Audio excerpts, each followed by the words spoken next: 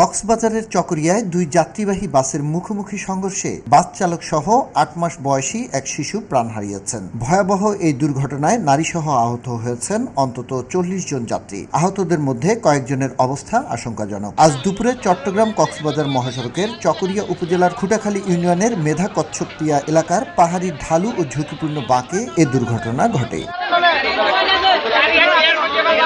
প্রত্যক্ষদর্শীরা জানান, কক্সবাজার থেকে ছেড়ে আসা দূরপাল্লার এভারগ্রিন পরিবহনের একটি বাসের সঙ্গে বিপরীত দিক থেকে আসা এএস আলম পরিবহনের লোকাল বাসের মুখোমুখি সংঘর্ষ হয়। সংঘর্ষের তীব্রতায় দুটি বাসের সামনের অংশ দুমড়ে মুচড়ে যায়। লোকাল বাসটির ছাদ উড়ে গিয়ে সড়কের পাশে ছিটকে পড়ে। দুর্ঘটনায় ঘটনাস্থলে লোকাল বাসের চালক আলম এবং ৮ মাস বয়সী এক শিশুর মৃত্যু হয়। খবর পেয়ে স্থানীয় বাসিন্দা, ফায়ার সার্ভিস ও হাইওয়ে পুলিশের সদস্যরা উদ্ধার অভিযান চালিয়ে আহতদের চকরিয়া উপজেলা স্বাস্থ্য কমপ্লেক্স ও মালুমঘাট মেমোরিয়াল খ্রিস্টান হাসপাতালে ভর্তি করেন।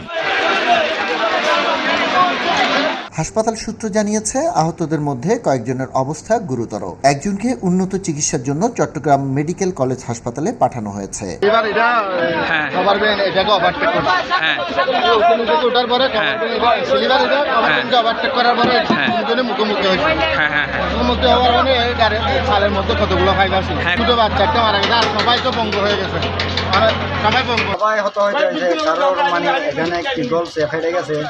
কারোর এখানে বুঝতে চলে গেছে, বাসটা ওভারটেক করছে, তখন একটার সাথে একটা সম্মুখীন হয়ে গেছে। এখানে হাতে একটু ফুলছে, ট্যাং ফুলছে, আর এখানে সিলে করাইছে।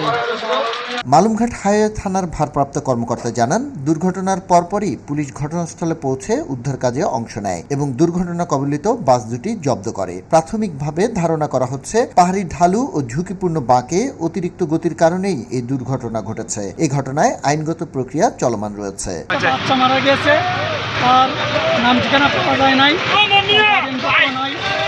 দুইটা বাস মধ্যবর্তী সংঘর্ষ, চকরিয়া হাসপাতালে স্থানীয় লোকজনের সহায়তা পরিণত হয়েছে।